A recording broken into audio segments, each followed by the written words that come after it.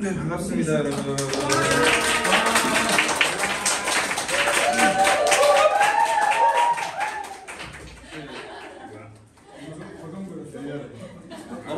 너무 열렬해서 말문이 막히니까. 인생의 보탬은 안 되지만 인터로드 오신 여러분 환영합니다. 저는 암묵적 자매결을 맺고 있는 신진 세력 파트너 김경철이라고 합니다. 전에 들레즈랑 푸설이랑 칸트 이렇게 진행을 했었는데 이번에는 니체 도덕의 계보로 짧은 세션을 좀 진행을 해보려고 하고 있고, 원래 계획은 이 도덕의 계보라는 책의 텍스트들 이제 논문이 3개 있는데 그 3개를 전부 다루겠다는 야망이 사로잡혀 있었는데 하다 보니까 하나밖에 못하겠다고 해서 하나 하고 나머지 2개 논문은 좀 관심 생기신 분들 숙제로 일단 바로 시작해보죠. 제목을 Man vs. 뭐라고 했는데 이거는 뒤에 좀 어떤 의미로 이런 식으로 부제를 붙였는지 설명을 좀 드려볼게요. 목차는 이렇습니다. 들어가면 니체와 오해들이에요. 그러니까 니체가 지금 어쩌면 제일 핫한 철학자잖아요. 사람들이 어떤 철학자 좋아하세요? 그럼 니체라고 말하는 사람도 많은 한편 어떻게 보면은 니체 얘기를 해야 되는데 루살롬의 얘기를 한다던가 갑자기 토리노이말 얘기를 해버립니다. 그래서 그런 케이스도 굉장히 많기 때문에, 그리고 나치라는 운명이 아직까지도 씻겨지지 않은 그런 인상이 있기 때문에 니체에 대해 사람들이 어떤 생각들을 하고 있고 우리가 이걸 어떻게 좀 격파해야 하는가 그런 내용을 좀 먼저 들어가고, 그 다음에 니체가 사실은 마지막 근대가 칸트라고 한다면 니체는 확실히 현대를 열었다라고 얘기할 수 있는 그런 철학인데 이걸 시대에 한번 놓아보는 식으로 그렇게 해볼 거고, 3번째, 4번째에서는 이제 이 니체가 실제로 이 책에서 어떤 부분을 쓰고 있는지, 그리고 실제 니체 텍스트를 같이 읽어볼 거예요. 텍스트를 제가 몇 개 뽑아왔거든요. 그 텍스트를 같이 읽어보면서 실제 니체 문체를 좀 같이 느껴볼 수 있는 그런 시간이에요. 뭐 뒤에는 이제 뭐 짧은 뭐 소회나 Q&A 정도 이렇게 마무리해볼 겁니다. 먼저 들어가겠습니다. 니체 하시면은 뭐 아시는 분, 사실 보템의 지난 마지막 모임이 니체였잖아요. 네. 박창국 교수님 책이었죠? 네, 맞아요. 네, 니체 하면은 어떤 단어가 떠오르죠? 그때 뭐 제가 발제문만 받고 모이면 못 갔지만 뭐 초인이나 뭐 망치를 든 철학자, 신은 죽었다, 힘에 의해서 뭐 여러 개념들을 상규님이 소개를 해주셨던 걸로 제가 기억을 하는데, 제가 전에 들어서 알고 있는데 이제 약간 장난을 좀 쳐봤어요. 니체는 이 초인이라는 개념 때문에 약간 굉장히 큰 오해를 많이 갖고 있고, 이제 망치를 든 철학자들, 그러니까 기존의 철학들을 너무나 때려부수기만 하는 굉장히 허무주의자적인 어떤 사람이라는 이미지도 있으면서, 옆에는 그냥 누가 이상하게 장난 철학을 갖고 왔거든요. 이성 죽어라고 이러고 있는 그런 느낌인데, 근데 이게 약간 많은 오해를 갖고 있다는 생각을 먼저 해보고, 근데 니체는 참 재미있는 게 되게 스타성이 확실히 있긴 있어요. 빠도 까도 미치게 만드는 느낌이 좀 있어요. 이게 뭐냐면은 에케호모라고, 이 사람을 보라라는 책인데, 에케호모 자체가 이미 약간 성경의 패러디적인 어떤 그런 제목을 갖고 있는데, 이 책의 목차가 나는 왜 이렇게 현명한가, 나는 왜 이렇게 영리한가, 나는 왜 이렇게 좋은 책을 쓰는가, 뭐 이런 식으로 좀 심지어 되게 자서적이죠. 그러니까 바이오그래피의 저딴 제목을 쓰는 저 위태위태함. 분명히 논문인데 유럽은 정신병원이었다라고 이제 썩 알려버리는 그런 어떤 강렬한 그런 철학자다라고 할 수 있겠고, 근데 이제 니체는 이렇게 의심 있는 줄을 많이 받아오지만 니체 이후의 포스트 모던 철학들을 제가 그래도 전공으로 오래 열심히 읽어온 사람으로서 말씀을 드려보면은 전부 그런 건 아니지만 니체는 시대를 100년 앞서간 철학이다라고 하는데, 이것도 어떻게 그렇게 부를 수 있는지 진짜 설명을 드리고, 지금 사진에 들레즈라는 철학자예요. 그 철학자가 니체와 철학이라는 자기의 저서에 도입부에 뭐라고 쓰고 있냐면, 분명 현대 철학은 대부분 니체의 덕으로 살아갔고 여전히 니체의 덕으로 살아가고 있다.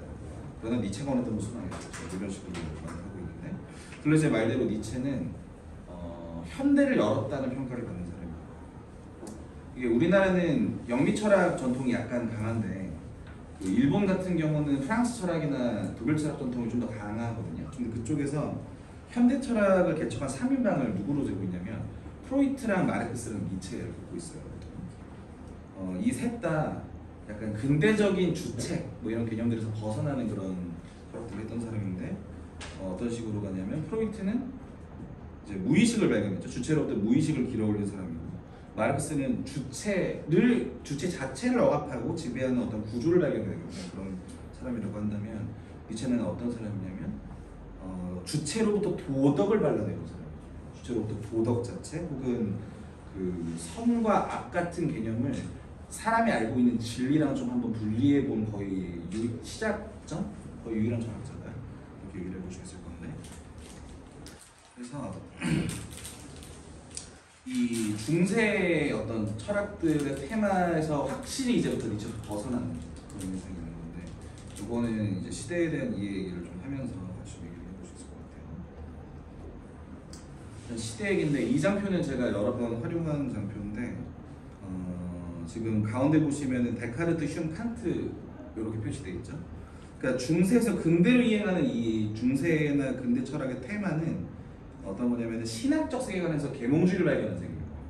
신이 지배하던 어떤 세계에서 인간에겐 이런 능력이 있구나. 인간이 자연에 나아가서 다 이렇게 발견해도 되는구나. 뭐 이런 아이디어를 굉장히 잘 그려내고 있다고 한다면 니체는 어떤 얘기를 하냐면 이 계몽주의가 사실은 신학적 세계관에서 벗어난 게 별로 아니야. 그렇게 이야기를 시작하고 있는 거거든요. 그러니까 니체가 볼 때는 계몽주의는 이미 약간 도덕적인 얘기인 것 같다는 거죠. 그런 이야기를 하면서 이제 완전히 과거의 세계랑 결별을 해야 돼 이런 얘기를 하는데 우리 이제 얘기를 해보자면은 이게 니체가 살던 시대가 19세기잖아요. 19세기에 철학을 했던 사람인데 19세기는 어떤 시대냐고 우리가 생각을 해보면은 막 그 헤겔도 지나가 버리고 이제 관념론의 반발로 실존주의 같은 거 나오고 그다음에 영국에서는 막 공리주의 이미 확정되고 실증주의 개념 처음 튀어나오고 마르크스 나오고 진화론 나오고 막 엄청 다양한 방면으로 뻗어나간단 말이에요. 그래서 이때 어떤 학계의 분위기는 뭐였냐면은 바로 이전 세기에 헤겔 같은 사람이 그랬듯이 뭐 신존재를 찾는다 이런 얘기는 아예 그냥 없어진 얘기가 되는 거죠. 그래서 이때 사람들의 아이디어는 뭐냐면 이전의 철학들은 기독교의 영향을 받은 구시대의 철학들이고 우리는 계몽주의를 아는 사람들이니까 이제 인간은 새로운 시대로 나아간다. 자유정신이 되었기 때문에 이 자유정신은 기독교로부터 탈피해서 이 세계를 설명할 수 있게 해준다. 뭐 이런 얘기를 하는 거예요. 그래서 이 이분법이 있는 거죠. 구시대적인 철학 때 인간을 새로운 시대로 끌어주는 자유정신의 시대가 있었고 이 자유정신의 명령 아래에서 이제 사람들이 자꾸 미다병역을 자꾸 새로 밝혀나가는 그런 작업들을 시도를 했던 거고 이제 그러면 이제 그림이 어떻게 되냐면은 이 자유정신들이 보기에는 약간 회색으로 칠해진 것들은 이제 별 필요가 없는 얘기예요. 신? 아니면 뭐 관념? 헤겔도 결국엔 절대지로 하잖아요.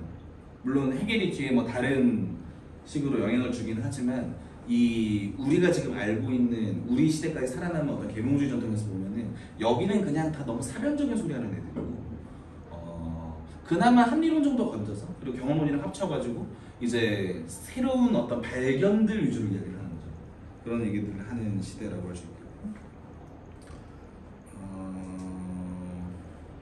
근데 니체는 이제 이런 시대의 인식, 당대의 이런 이분법을 굉장히 강하게 거부를 하고 있는 건데 어떤 얘기냐면은 사실은 너네도 계몽주의도 되게 신학적인 아이디어 아닌가?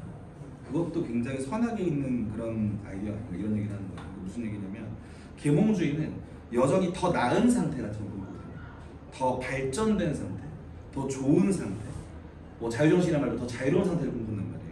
그렇기 때문에 니체가 볼 때는 같은 거 아니야? 그냥 되게 비슷한 아이디어 아니야? 이런 생각을 하는 거예요. 그러니까 이미 선악 개념과 같이 간다는 거예요. 계몽주의 아이디어 자체는. 그 선악 개념과 같이 가고 있고 물론 이 자유정신 철학들은 이제 더 이상 신을 찾진 않는데 아직도 기독교가 만든 선악적 세계관을 완전히 버리지 못한 거 아니겠냐? 그런 얘기를 하는 거죠. 그래서 니체는 뭐라 그러냐면 이제 이런 얘기를 하기 위해서 되게 유명한 말을 하잖아요. 신은 죽었다. 이게 신은 죽었다는 말을 우리가 딱 들으면 이제 사람들이 어떻게 생각하냐면 니체가 기독교가 끝났다고 선언했구나라고 생각한단 말이에요. 근데 니체는 그런 짓을 한 적이 없고, 니체는 사실 무슨 얘기를 하고 있냐면, 이미 그 너네 자유정신이 신을 죽였어. 시대는 이미 신이 죽은 시대로 갔어 라는 얘기를 하고 싶어서 이런 표현을 쓴 건데, 그래서 결국 무슨 얘기냐면, 신이 죽었다는 선언은 이미 시대가 신중심이 아닌 인간중심으로 변했다는 얘기가 먼저 전제되는 거예요. 그리고 시대 흐름이 이미 그렇게 된 거고, 니체는 그냥 그걸 말하고 있을 뿐인데, 이 프레이즈가 너무 세다 보니까 사람들이 어떻게 생각하냐면, 아, 니체가 신을 죽였구나, 니체가 신 없다는 걸 증명했구나. 니체가 뭐 증명한 게 하나도 없죠 사실. 그냥 그 시대가 기독교로부터 자연스럽게 멀어지고 있었는데, 그 사람들이 그 멀어지는 거에 집중해서 원래 가지고 있던 그 선악이나 이런 가치들로 같이 버려야 되는데, 이 가치관을 가져가면서 자꾸 좀 이상한 소리를 하고 있다, 이런 얘기를 하고 있는 거고. 니체가 이 선언을 하면서 또 어떤 얘기를 하냐면, 신을 죽인 이 자유정신의 인간들도 새로운 신을 요구한다. 자꾸 새로운 신 혹은 새로운 가치 혹은 신이 남긴 어떤 그런 가치들을 요구하고 있는 상태다, 이런 얘기를 하는데, 그래서 이거를 좀 더 이해하기 위해서 약간 도덕의 기본 아닌데 텍스트를 좀 읽어볼게요. 이거 보이세요? 네. 이게 짜라투스트라 이렇게 말했다라고 제일 유명한 니체 책 서문이거든요. 지금 무슨 장면이냐면, 짜라투스트라가 산에서 수행을 하다가 딱 내려와요. 첫 장면이 오솔길 따라 내려오는데, 거기서 노래 부르는 어떤 성자 노인을 만나요. 그래서 그 노인한테 이제 이렇게 묻는 거죠. 두 번째 문단. 짜라투스트라가 성자께서는 숲속에서 무엇을 하시고, 성자가 대답했다. 노래를 짓고 그 노래를 부르죠. 그리고 노래를 지으면서 웃기도 하고 울기도 하고 그러므리기도 하고, 이렇게 나는 신을 찬양하네. 노래를 하고 울고 그러면서 나는 신을, 나의 신을 찬양하네. 그건 그렇고 그대는 우리가 어떤 선물을 가지고 왔지? 이 말을 짜라투스트라는 성자에 접근한 사람이 말했다. 그대에게 줄 것이 뭐가 있겠습니까? 그대에게서 아무것도 가져오지 못하게 나를 빨리 보내주기나 하시오. 이 얘기 뭐냐면, 말 두 마디 더 섞으면 너의 신앙을 뺏어버릴 것 같으니까 보내달라고, 이런 얘기. 그렇게 노인이랑 작별을 하고 이 사람이 한탄을 하는 부분이 이 부분인데, 어찌 이럴 수 없단 말이야. 이 늙은 성자는 숲속에 있느라 신이 죽었다는 사실을 아직도 못 들었다. 신에 뒤처진 자, 이런 얘기하는 거예요. 그러니까 그 아까 요 그림에서 요 1번 철학을 아직도 믿는 자들인 거죠. 이 아직도 교부 철학 혹은 뭔가 아직도 진지하게 신을 믿는 자들을 상징하는 거고, 두 번째는 뭐냐면은, 두 번째가 이제 여기서 이 두 번째 자유정신의 철학에 대한 얘기인데, 이 부분도 읽어볼게요. 이거는 뭐냐면, 즐거운 학문이라는 니체 책에서 가장 유명한 장면이거든요.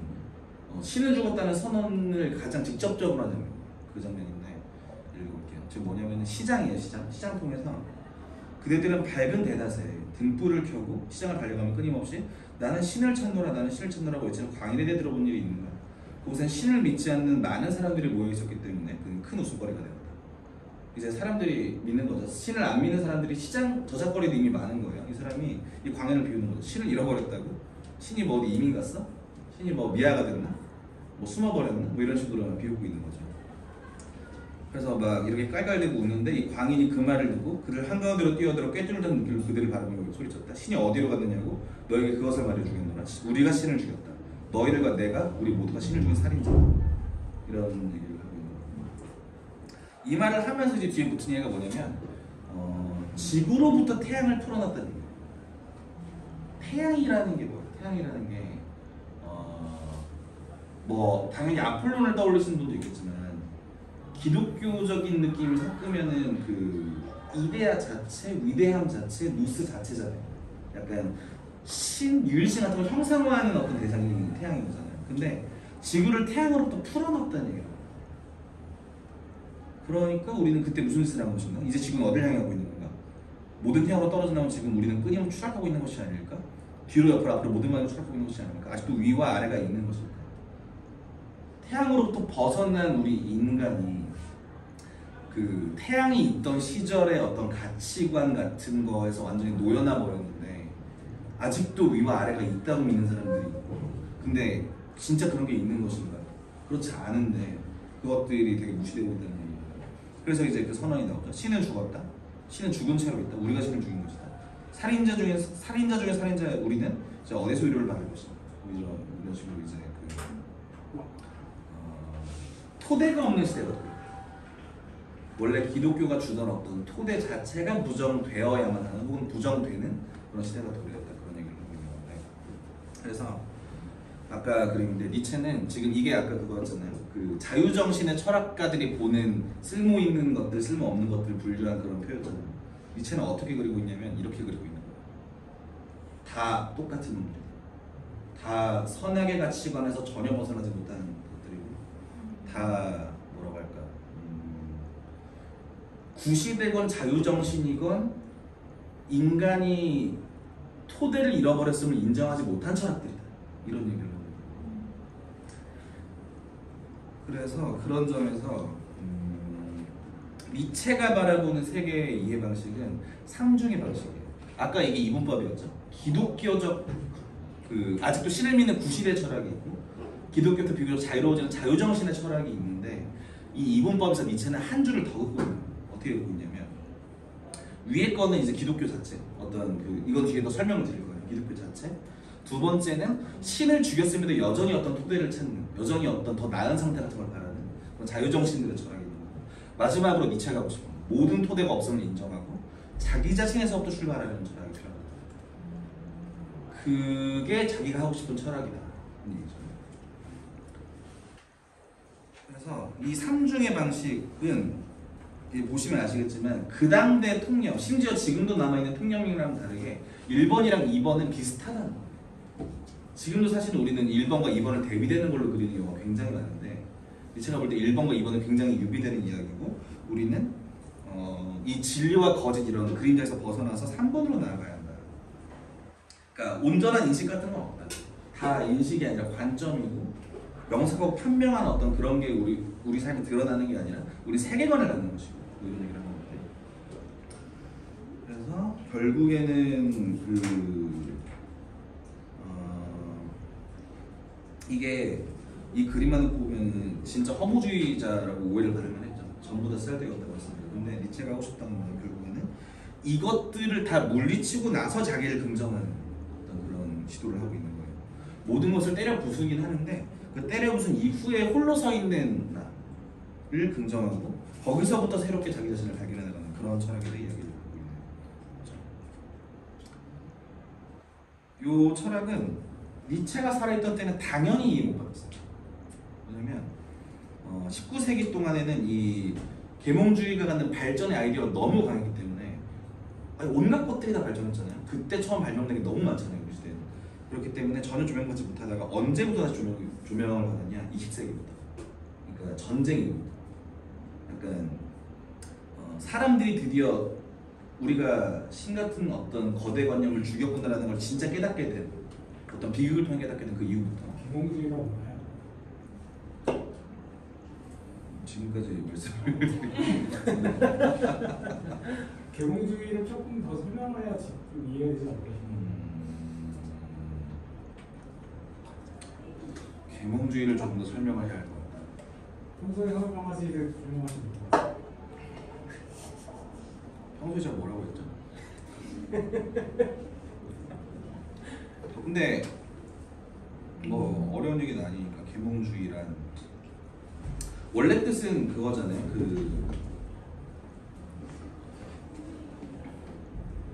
원래 의미는 인간이, 예를 들어 보세요. 그 데카르트 같은 것도 보죠. 데카르트 같은 것도 보면은 데카르트가 뭘 찾냐면 내 의식만 있다는 걸 처음 찾거든요.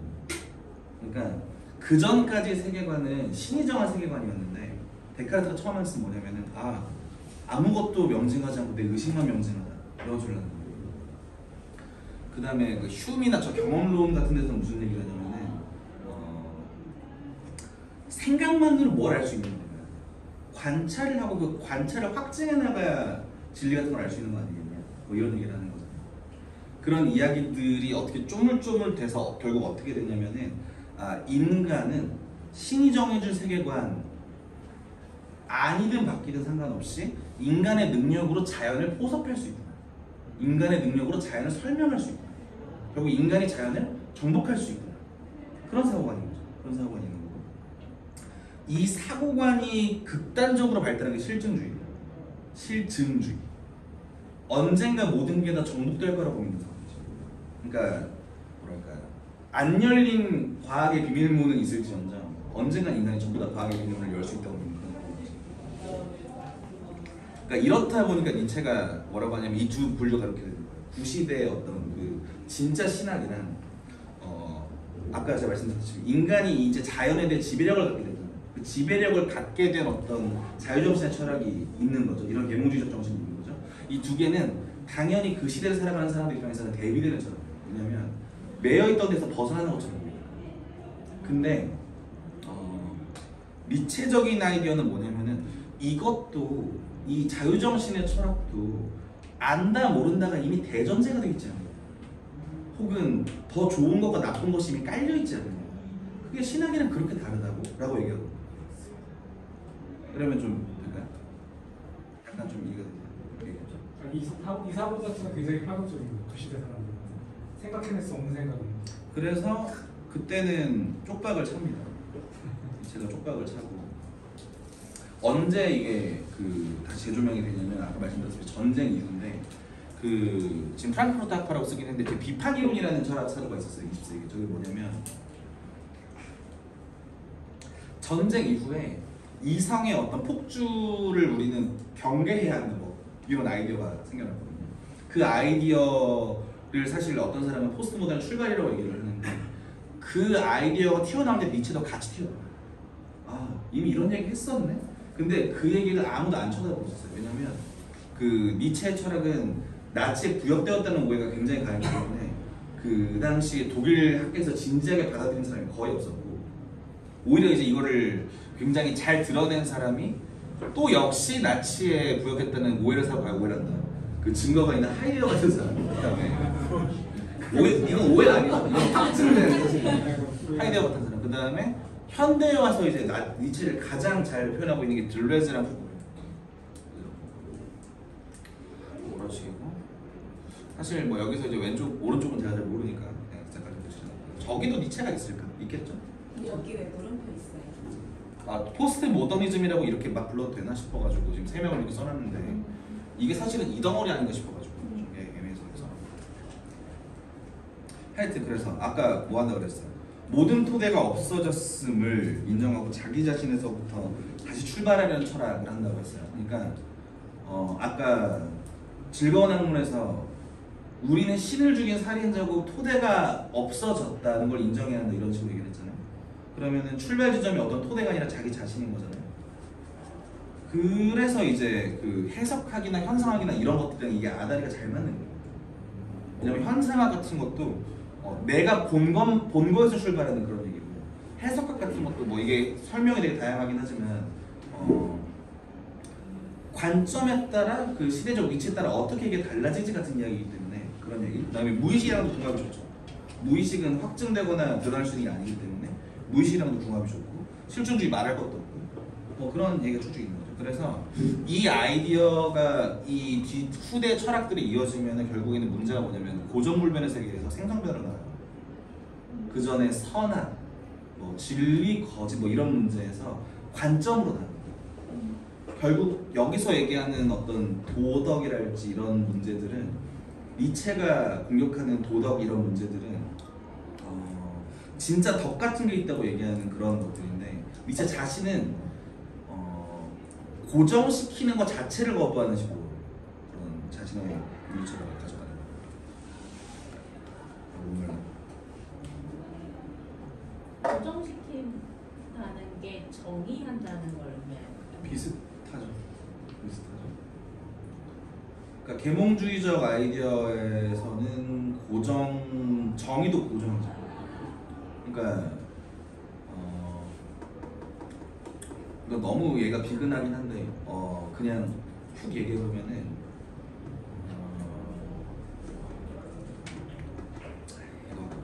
그 물이 끓는 점이 100도다. 는 건 그 법칙이잖아요. 그렇게 된 거잖아요. 근데 그 법칙을 정한 건 사람이에요, 사실. 끓는다는 현저를 본 게 아니라 법칙을 본 거거든요. 내가 그렇게 가서 그렇게 정해버린 거예요. 그런 걸 고정시켰다고 해요. 이거는 이렇게 얘기하면 사실 니체 얘기는 아니고 포스트 모던 얘기니까 잠깐 넘어가고요. 조금 더 쉽게 얘기하면 옳고 그름이 영원히 정해져 있다라고 생각하는 관점. 그래서 그거 어떤 하는 것이 옳다라고 거기다가 꽂아버립니다. 그 세 개에다가 이것이 옳다. 하고 어떤 꽂는 의미인데 이게 이제 고정시킨다는 거. 사실 그런 게 없다라고 얘기하는 게 있죠. 자, 그래서 뭐 대충 시대로는 이 정도면 될 것 같고 지금 몇 분 지났지? 25분 지났거든요. 준비한 거 반 정도 했어 벌써. 1시간 만에 술을 마셔갈 수 있을 것 같아요. 질문하시면서 하시면 됩니다. 일단 이 다음엔 텍스트 소개로 갈 거라서 혹시 지금까지에 대해서 혹시 궁금하신 거나 질문사항 있으면 좋겠어요. 지금까지 어떤 시대론에서 따로 없으시면 좀 넘어가 볼까요? 네.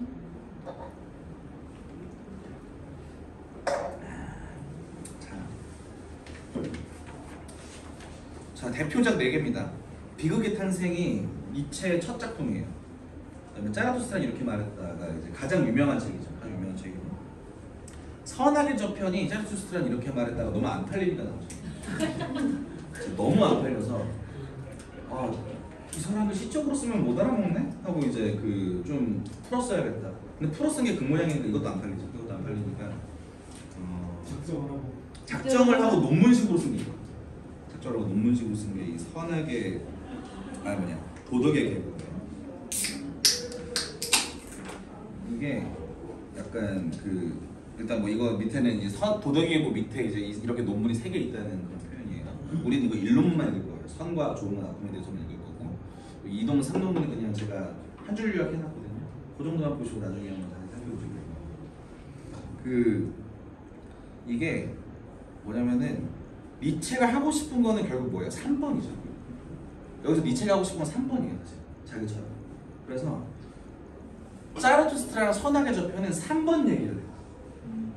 이 토대가 없어졌으면 인정해야 한다는 그런 얘기를 하거든요. 근데 이렇게만 말하니까 당연히 못 알아듣고 이게 너무 이해가 안 가는 것 같으니까 니체가 도덕의 계보에서 무슨 시도를 하고 있는 거냐면 1번이 사실 2번이야 라는 얘기를 시도하고 있는 거예요. 그래서 뭐 제가 문장으로 써놨네요. 그 위에 중간에 이제 니체의 어떤 점수라고 할 수 있는 저 두 권은 아까 말씀드렸다시피 그 토대 없는 시대의 어떤 토대, 그래서 초인이라는 개념 같은 것들 혹은 뭔가 힘의 의지가 이미 전제된 상태에서 논의를 한다면 도덕의 계보는 사실은 뭐 초인 이런 단어가 직접 튀어나와서 막 설명하고 이러지 않거든요. 거기서 지금 핵심이 되는 건 뭐냐면 도덕이라는 거가 사실은 어떻게 변해왔어 해서 그 아까 보여드렸다시피 저 1번이랑 2번이 되게 같은 사고방식이야 라는 걸 증명하는 데 집중이 있어요. 이해되시죠? 한숨이 너무 깊으시죠? 저 지금 네. 주희가 솔리 팀에 따버리려고 그랬는데 소임이 없어.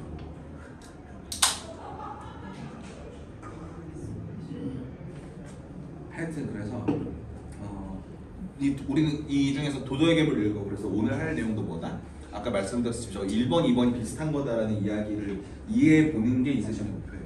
약간 감을 잡아보는 게 있으시는 목표고 3번 얘기는 3번 얘기를 열심히 이렇게 하는 순간 사이비 종교가 되기 때문에 찾아보는 거. 심지어 니체 본인도 짜라투스트라에서 뭐라고 하냐면 짜라투스트라를 버려야 한다고 이런 얘기를 해요. 그 자기 묘의명 자기가 써야 되고 나를 스승이라 부르는 순간 끝장이고 그냥 자기 자신을 찾아야 된다고 이런 소리를 되게 강조하는데 그렇기 때문에 3번 얘기는 나중에 혹시 기회 되시면 꼭 짜라투스트를 읽어보시기를 유튜브 하시길 보내드리고 그래서 결국에는 이걸 하기 위해 뭘 하냐면 방법론이 2개인 거예요. 의심이랑 개관인 거예요. 사실은 비슷한 얘기예요. 사실은 비슷한 얘기인데 의심은 의심을 통해 기존 가치 체계를 부정하고 그 가치들의 실제 개입되는 게 무엇인지 밝혀주시던데 그러니까 우리가 예를 들어서 도덕, 선악 너무 자연스럽게 가지고 있잖아요. 그러니까 이게 뭔가 있는 관념처럼 느껴지잖아요. 이거를 의심해 본다는 얘기고 두 번째로 계보학은 어떤 그 뭐 도덕, 선악과 마찬가지 어떤 개념을 약간 역사적으로 삐딱하게 보잖아요. 이게 왜 이렇게 바뀌었는지를 한번 조망해 보자는 얘기인데 이 얘기도 설명을 드릴 거예요. 의심 먼저 보면은 이게 도덕의 계보 서문이거든요. 위가 나는 도덕을 다시 말해 이제까지 지상에서 이제까지 지상에서 도덕으로 사용되는 모든 것을 의심한다. 다행히도 나는 일찍이 신학적인 편견을 도덕적 편견에서 분리하는 것을 배웠으며 또한 악의 기운을 더는 이 세계에 배워 찾지 않게 되었다. 내가 심리학적 문제 일반에 대한 감정이 타고난 데다 벌써 달라지고요. 어느 정도 역사적 문화학적인 훈련을 쌓게 돼서 내가 문제는 가능적 병이 되었다. 즉 인간은 어떤 조건에서 선과 악이라 가치 판단을 고안해내는 거야. 그거랑 가치 판단 자체는 어떠한 가치가 질문 자체가 벌써 반대죠. 선과 악이 무엇인가를 묻지 않아요. 왜 인간이 선과 악을 고안했지? 라고 물어보고 그러니까 이게 이미 의심이 들어가 있습니다. 가치체계 자체가 왜 형성됐지를 물어봅니다. 그 다음에 밑에는 선악의 저편 초반인데 형이상학자들의 근본적인 믿음은 가치들의 대립에 대한 믿음입니다. 그러니까 기존의 그 모쉔긴 철학자들, 칸트, 이런 인간들의 근본적인 믿음은 가치들이 대립한다고 믿는 거다. 그들 가운데 가장 신중한 사람, 심지어 모든 것을 의심했다고 결심했던 데카르트 같은 사람마저도 가장 의심해야 할 필요가 있었던 편견을 의심하지 못했다. 우리는 다음 두 가지를 의심해 볼 수 있다. 첫째로 상반된 것들, 오류와 진리, 기만과 진리, 이기심과 사심, 욕정과 현인의 관조, 즉 선과 악이라는 것이 과연 존재하는지. 둘째로 형이상학자들이 보증했던 저 민중적인 가치평가와 가치 대립은 아마도 단지 피상적이거나 임시적인 관점은 아니지. 이런 식으로 이제 의심을 해보는데 지금 여기서 상대하고 있는 건 뭐다? 도덕이다, 선악이다, 진리, 거짓 이런 어떤 이분법이다. 이분법적인 아이디어를 상징합니다. 이렇게 봐야 되죠. 고정된 것들. 고정된 것들.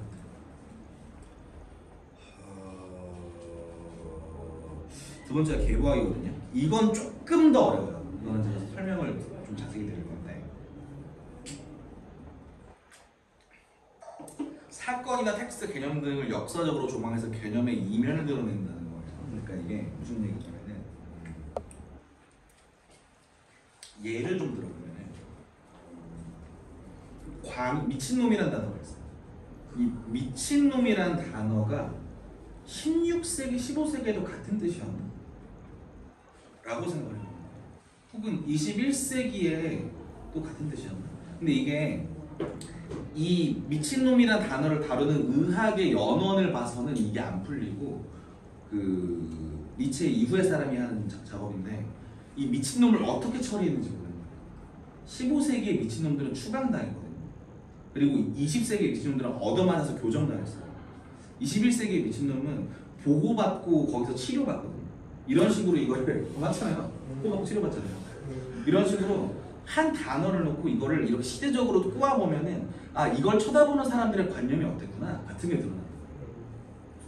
이건 예시를 든 건데 이제 니체가 그런 것을 이렇게 표현하고 있어요. 이거는 뭐 도덕의 뭐 이놈의 11절에 나오는 건데 힘의 의지란 개념을 가장 잘 설명하는 문단이거든요. 현존하는 것, 어떠한 방식으로든 성립하게 된 것은 그것보다 우세한 힘에 의해 항상 거듭해서 새롭게 해석되고 새롭게 압류당하며 새로운 용도를 위해서 변형되고 이와 함께 그것은 새로운 방향이 보여집니다. 유기적인 세계에서 모든 사건은 하나의 제압이자 지배이고 모든 제압과 지배는 다시 새로운 해석이자 조정인데 이러한 새로운 해석과 조정을 통해서 이제까지 의미와 목적은 필연적으로 불분명하게 되거나 완전히 말소되어야 한다. 예를 들어 어떤 생리적 기관 혹은 어떤 법제도, 사회적 풍습, 정치적 관습, 예술이나 종교적 의례에서의 형식의 유용성을 아무리 잘 이해했더라도 그것만으로는 아직 아무것도 파악하지 못한 것이다. 이렇게 말하는 것이 고루한 사람들의 괴이는 몹시 거슬리고 불쾌하게 들릴지도 모른다. 왜냐하면 사람들은 항상 어떤 사물, 어떤 형식, 어떤 제도의 명백한 목적과 유용성을 파악할 때 그것들의 발생 근거도 파악하게 된다고 그랬기 때문이다. 예를 들면 눈은 보기 위해서, 손은 붙잡기 만들었다고 믿은 것이다. 잠깐 멈추고 말이 잘 이해가 안 가죠. 말이 잘 이해가 안 가는데 감옥의 원래 기능은 뭐? 우리가 알고 있는 감옥의 원래 유용성 범죄자를 잡아 가두는 겁니다. 가두는 공간이죠. 감옥의 원래 기능은 가두는 공간이고 이 감옥이라고 하는 거는 사실은 그 뭐랄까 뭐 이런 식으로 생각하잖아요. 자유를 박탈하는 뭐 이런 식의 아이디어들이 우리한테 있잖아요. 근데 지금 이 힘의 의지를 가지고 해석을 하면 어떻게 되냐면은 예를 들어서 16세기 뭐 이런 중세 시대의 감옥은 대기소였어요. 사형 대기소. 우리가 지금 알고 있는 가두기 위한 장소가 아니라 잠깐 너랑 딱 빼서 이제 목댄 거. 근데 21세기의 감옥은 뭐냐면 교화 장소예요. 가두기만 하는 게 아니라 넣어서 고친단 말이에요. 그러니까 이미 감옥이란 단어로는 이 감옥을 둘러싼 어떤 그 힘들의 장을 온전히 해석할 수가 없어요. 근데 이 감옥이란 개념은 시에 따라서 자꾸 조정되고 새롭게 해석되고 이전의 기능들이 폐기된단 말이에요. 지금 감옥이 사형 대기소로 기능하진 않죠. 절대. 그럴 수는 없죠. 근데 예를 들어서 16세기 감옥은 사실 넣어놓고 방치해놨을 테니까 거기에 교정이 있었겠냐? 아닐 거겠죠. 그런 것들을 역사적으로 조망해서 이 개념의 이면을 드러내겠다는 게 개보학이고, 그때 우리가 의식하는 게 힘의 의식. 그냥 논리학적인 어떤 그 단계가 아니라 이걸 실제로 조정한 게 뭐지? 실제로 이게 왜 바뀌었지? 를 찾아보자는 거예요. 좀 어려운데 이해되시죠? 자신이 없네요. 이해가 되셨다고 여쭤보시죠. 그냥 힘의 의지. 네, 힘의 의지. 힘에 의한 의지. 힘을 향한 의지는 원래 뜻은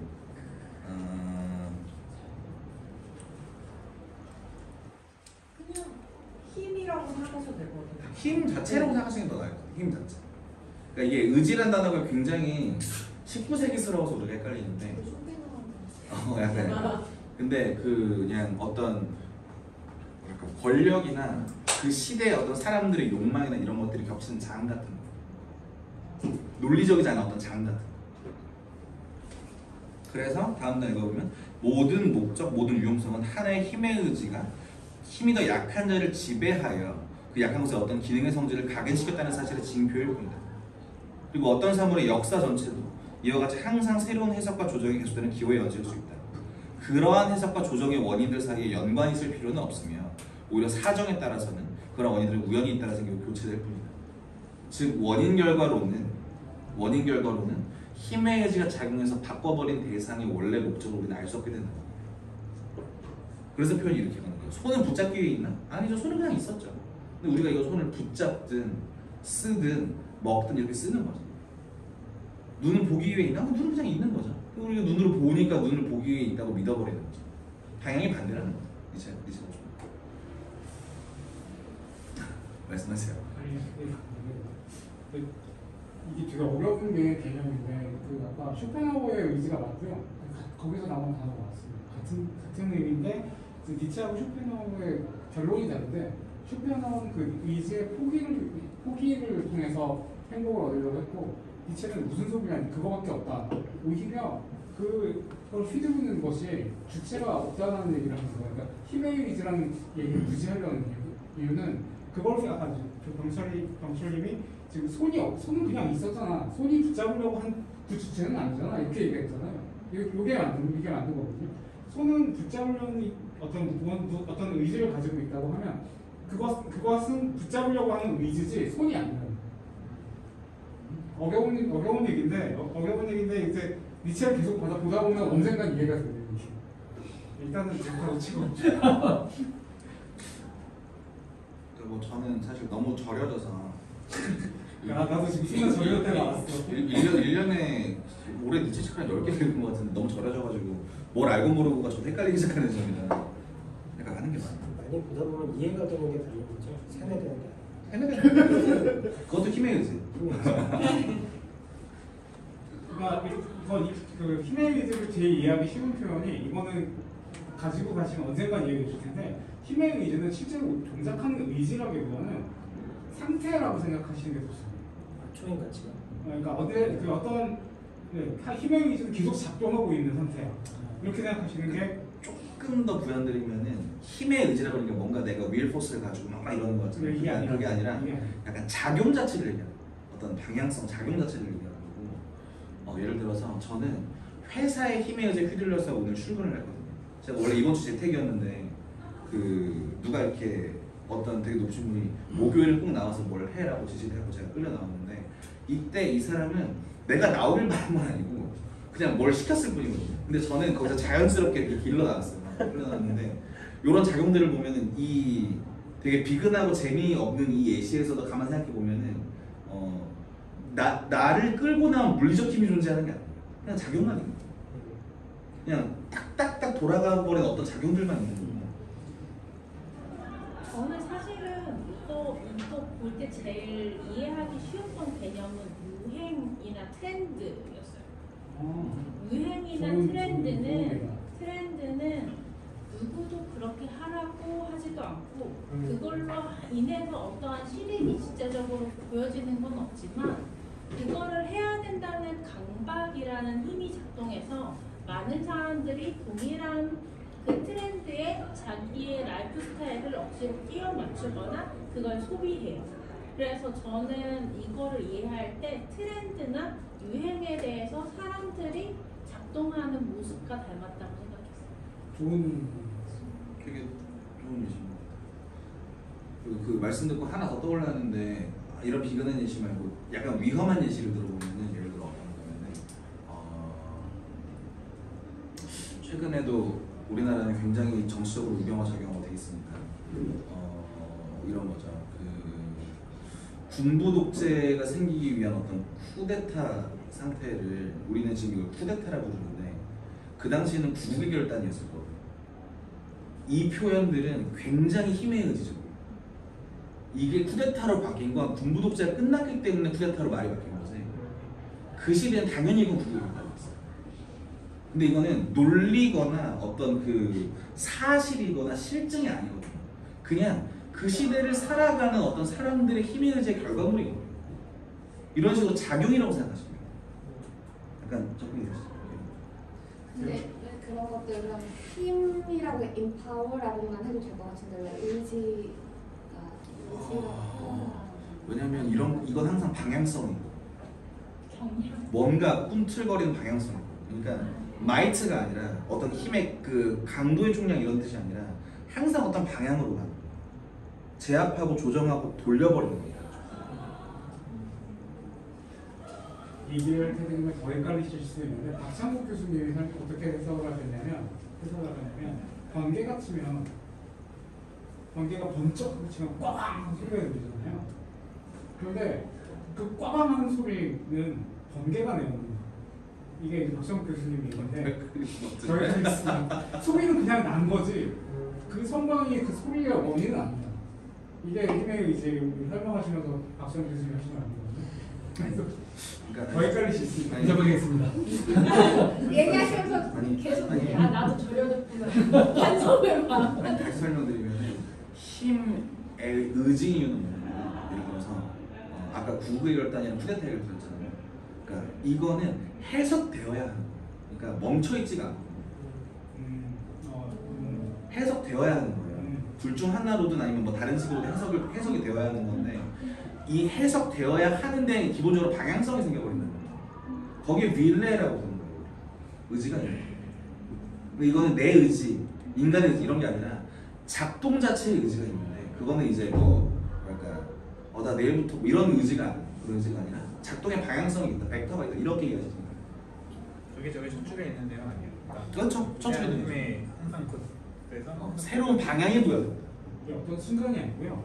가만히 있다 보면 이게 이런 거였구나 하고 언젠가 깨닫습니다. 신기하게도. 그러니까 새로운 용도로 변형되고 이렇게 새로운 방향이 보여진다는 거죠. 항상 이건 틀어서 꺾여져 버리는 거예요. 멈추지 않아. 장력이 이렇게 형성되는 게 아니라 바뀌어버려요. 말소돼요. 그러니 5.18은 민주화운동 맞고요. 들어가겠습니다. 자연스럽게. 그래서 우리 뭐 하고 있었어? 다시 뭐 하고 있었어? 의심이란 계보학 제가 소개해드리고 있었죠. 지금 이제 의심도 대충 아셨고 계보학도 뭔지 아시겠죠? 힘의 의지를 의식하면서 이 개념을 역사적으로 놓고 꼬아보자. 비스듬하게 꼬아놔보자. 그런 얘기인 거예요. 그러니까 결국엔 뭐야? 기존까지 믿어져온 도덕을 의심할 건데 그 방법은 어떻게 한다? 계보학적인 방법으로 수행한다. 그래서 이 책의 제목이 도덕의 계보. 내가 인간이 왜 도덕, 선악이라는 개념을 고안해냈지가 궁금한데 그걸 어떻게 탐구하느냐? 계보학적인 방법으로 탐구할 것이다. 왜요? 아니, 너무 좋아서. 너무 좋아하네. 자, 준비한 거에 또 한 60% 70% 정도 왔는데 지금 이제도 뭐 할 거냐면 텍스트 진짜 읽어볼 건데 아까 했던 얘기 다시 정리드릴게요. 지금 뭐였어요? 니체는 그 당시에 이분법을 삼중인식으로 가져간다. 진짜 신을 믿는 철학, 기독교, 그다음에 자유정신들의 철학, 그다음에 토대가 없어짐을 인정한 그 짱짱맨, 니체 짱짱맨 지철학, 자기의 철학.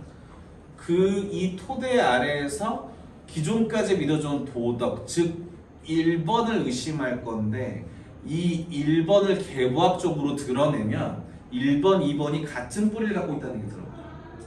그게 이 책의 1론. 3논문이 이해가 되시죠? 그러니까 대충 그림이 그려지시죠? 1번을 깠더니 개부학적으로 까봤더니 2번도 나와. 두 개는 같은 거네. 를 하고 있는 거죠. 그럼 텍스트를 읽어보죠. 이 첫 번째 텍스트는 뭐냐면은 첫 번째 논문 선과 좋음과 나쁨은 뭐냐면 좋음이라는 개념은 개부학적으로 어디서 연원했고 어떻게 변질된다를 물어보는 텍스트거든요. 그 텍스트를 읽어볼게요. 지금 여기 영국 도덕심리학자라고 써놨는데 공리주의자 얘기하는 거예요. 그러나 그들에게는 역사적 정신 자체가 욕받고 시작하고 있죠. 역사적 정신 자체가 결여되어 있으며 그들이 역사 자체의 모든 훌륭한 정신에 의해서 버림을 받았다는 점은 위험스럽지만 확실하다. 그들 모두는 옛 철학자들이 그랬듯이 본질적으로 비역사적으로 생각한다. 그러니까 이 정도 욕을 하면서 이걸 논문이라고 적어낸 거니까 얼마나 복잡한 얘기예요 이게. 이전에 관해서는 의심할 여지가 없다. 그들이 도덕의 계보를 서투르게 추적하고 있다는 사실은 선이라는 개념과 판단의 유래를 탐구할 때 바로 드러난다. 그들은 이렇게 선언한다. 원래 그러니까 이거는 여기부터는 이제 지금 공리주의가 얘기하고 있는 자유정신들이 얘기하고 있는 선의 연원이에요. 원래 비이기적 행위란 그 행위가 고려했던 사람들, 즉 그 행위로 인해 이익을 얻는 사람들의 관점에서 찬양되었으며 선한 것으로 불렸다. 근데 그 후 사람들은 이 찬양의 기원을 망각하게 되었고 이 비이기적 행위가 습관적으로 항상 선한 것으로서 찬양되었다는 이유만으로 이 행위를 선한 것으로 느끼게 된다. 마치 그 행위가 그 자체로 선한 어떤 것이기도 한 거죠. 이렇게 지금 공리주의자들은 선이라는 개념이 이렇게 나왔다. 원래는 그 되게 호의를 얻은 다음에 와 이렇게 박수치는 그런 거였는데 호의받았다는 사실을 까먹고 박수치는 것만 나왔다. 이렇게 얘기하고 있는 거죠.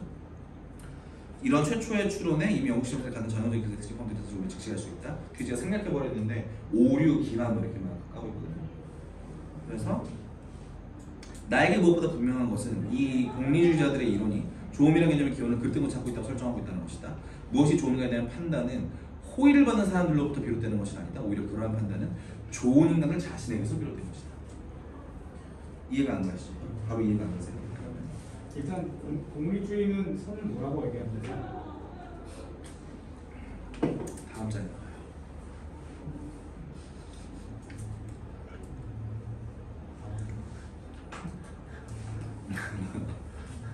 왜냐면 이렇게 써놓고 이해하라 그러면 제가 써가지고 새끼지. 근데 이렇게 어쨌든 정리를 하고 다행이죠. 그러니까 아까 그 말이 뭐였어요? 좋은 행위로 이익을 얻은 사람들이 이미 있었어. 그리고 이 사람들이 그 좋은 일을 이렇게 찬양했다는 거예요. 너무 좋은 일이니까. 그 이후 이 사람들은 좋은 일이라고 불렀던 이 관계 자체를 망각하고 그냥 좋은 건 좋은 거네 를 그것만 기억하게 되고 이걸 선한 거, 공리라고 인식하게 됐다는 거. 그런 얘기잖아요. 어디서 들어본 얘기 같죠? 그래서 들어본 얘기 같은데 니체 뭐라고 그러냐면 아니 좋은 일을 입었는데 그걸 어떻게 까먹나? 그 다음에 공리성이 역사적으로 망각된 적이 있나? 우리 항상 착하게 살라는 얘기가 2000년 내내 울려 퍼져오지 않았나? 저게 언제 망각됐지? 그리고 그러니까 지금 이차하고 말은 뭐냐면은 좋은 일이 있었고 이 좋은 일이 망각됐다는 그 말 자체가 너무 오류라는 거야. 그렇게 부자연스럽게 추론하는 멍청이가 없느냐 그런 얘기를 하는 거고. 그러면 어디서 왔는데라는 얘기 니체는 뭐라 대답하냐면 거리의 파토스가 있다. 좋음과 나쁨이라는 개념의 가장 앞에는 거리의 파토스가 있다. 이 거리의 파토스는 뭐다? 아까 맨 마지막 문장 다시 보면은 무엇이 좋음인가에 대한 판단은 호의를 받은 사람을 비롯되는 것이 아니라 오히려 그런 판단은 좋은, 탁월한, 빼어난, 강한 인간들 자신에게서 비롯된 것이다. 귀족적인 인간들 자신에게서 비롯한 것이다. 이런 얘기를 하고 있는데 현대인의 취향에 안 맞는 얘기예요. 근데 차분히 설명을 드려볼게요. 자, 거리의 파토스. 거리의 파토스가 무엇이냐? 거리의 파토스란 무엇인가? 자, 제가 세 가지 운동을 좀 해야겠다. 그래가지고 오랜만에 체육관에 가서 이렇게 벤치를 들고 있습니다. 벤치를 들고 있는데 이 벤치를 쭉쭉 들면서 시선을 살짝 위로 올려보니까 이런 사람이 깁스를 내고 있는 거예요. 약간 압도되죠. 왠지 모르게 주눅 드는 거예요. 약간 헉 이런 기분이 들어요. 그러니까 이런 비근한 현실을 왜 그러냐면 뭐 이런 거죠. 내가 영화를 봤어. 영화를 봤는데 이 영화가 전에 어떤 영화보다 더 좋았네라는 감각이 들 때 비평가처럼 논리적으로 평론을 내고 있느냐고 보면 아니잖아요. 약간 바로 느껴지잖아요. 근데 길을 가다가 저 사람 옷을 너무 못 입었네 같은 생각이 막 들어버릴 때 입 밖에 내진 않겠지만 막 들어버릴 때 한 번에 팍 그냥 자연스럽게 들어버리지 않아요. 그런 것들 얘기하는데 이게 그래서 뭐냐면 간격을 재는 정보. 인간과 인간, 식물과 식물 유형 사이에서 거리를 재는 점. 그러니까 내가 볼 때 여기서 그 핵심인 건 내가 볼 때예요. 내가 볼 때 저 사람 나보다 더 빼어난데, 혹은 내가 볼 때 저 사람 나보다 좀 열등한데 같은 어떤 그 간격을 재는 이성이 아니라 정념이 있다. 파토스가 있다. 딱 와버리는 느낌이 있다. 어떤 영화를 보고 다른 영화가 더 뛰어나다라고 느껴버리는 그 아이디어. 내가 쟤보다 일 잘하는데 더 느껴버리는 그 어떤 그 약간 오만함, 약간의 그 뭐랄까 센서 같은. 그런 느낌이다. 센서라고 하니까 좀 되게 사람이 되게 나쁘게 느껴지는 뭐 그런 존재라고 얘기하는 거고. 그러니까 현대적으로 말해보면은 어떤 사람이 나보다 뛰어나거나 열등하다고 느껴버리는 그 순간의 마음이 있단 말이에요. 물론 우리는 굉장히 21세기적으로 훈련됐기 때문에 그런 걸 입 밖에 되면 재수없는 사람이 되는 거고, 그리고 진지하게 주장하면은 뭐랄까 엄청 위험한 사상으로 연결되기도 한다는 걸 알고 있지만 어쨌든 이 느끼는 지점 자체는 남아있단 말이에요. 그 지점을 얘기하는 건데, 그래서 결국 이 얘기는 뭐냐면은 야, 좋고 나쁨이 이렇게 자연스럽게 튀어나오는 거지 뭐 망각을 해? 뭐 좋은 일로 찬양한 것만 남아? 그런 게 어떻게 가능하겠냐? 이렇게 자연스러운 얘기가 있는 거예요. 그래서 뭐라고 얘기하고 있냐면 니체는 이런 용선수의 거리의 파트너가 공리 따위랑 무슨 관계를 해? 공리 너네가 정한 거고 그 고정된 세계관에서 정한 거지. 좋음이라는 개념 자체의 가장 앞에는 이런 자연스러운 감정이 있는 게 아니겠냐. 설득력 있습니다. 그럴싸하죠. 근데 니체는 그럴싸하면서 멈추는 사람이 아니고 계보학자니까. 계보학적으로 알아보세요. 좋음과 나쁨이라는 그 말이 나온 옛날 그리스나 독일이나 그 문서들을 찾아가면서 어떤 걸 발견하냐면, 예를 들어 지금 제가 한글로도 바꿔놨는데 원문에는 독일어랑 그리스어를 막 번갈아 가면서 소개하고 있거든요. 좋음은 기본적으로 고귀하거나 귀족적이거나 진실되거나 뭐 이런 식으로 연결이 되는데, 뭐 이런 거겠죠. 진실된 같은 아이디어는 귀족들의 어떤 뭐랄까 행동 강령같이 여겨졌을 테니까, 왜냐면 진실된 사람을 우리가 믿을 수 있잖아요. 그 행동 강령을 여겼을 테니까 그게 좋음이라는 개념과 같이 붙어가는 걸 거고, 반대로 나쁨이라는 말에는 비속하거나 어떤 좀 천민적이거나 거짓말하는, 심지어 검은의 라틴어가 말루스잖아요. 근데 악이라는 표현의 영어가 말리스예요. 붙어있단 말이에요. 그 붙어있는 것이다. 그러니까 계보학적으로 보면은 이 좋음과 나쁨은 지극히 단순한 얘기였어요. 지극히 단순히 더 빼어나고 귀족적인 자. 근데 나쁨은 거짓말하는 새끼, 비겁한 거. 이런 되게 단순한 얘기다. 근데 이제 니체가 볼 때는 이 좋음과 나쁨이라는 개념이 선과 악이라는 개념이 되려면 너무 복잡한 어떤 변질이 있었어. 한다는 거예요. 변질이 있어요.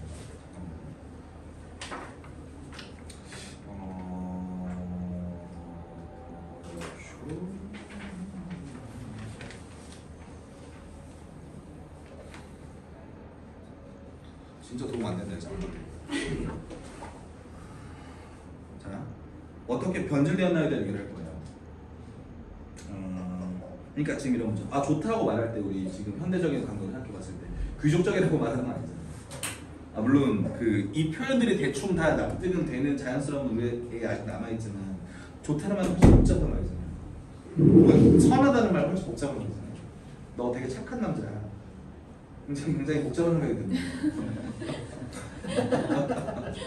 착하긴 한데. 애는 착한데 착하다는 게 참. 머리가 복잡하다고요. 애는 착한데가 우리 아이가 특권을 지녔어요라는 말 아니에요.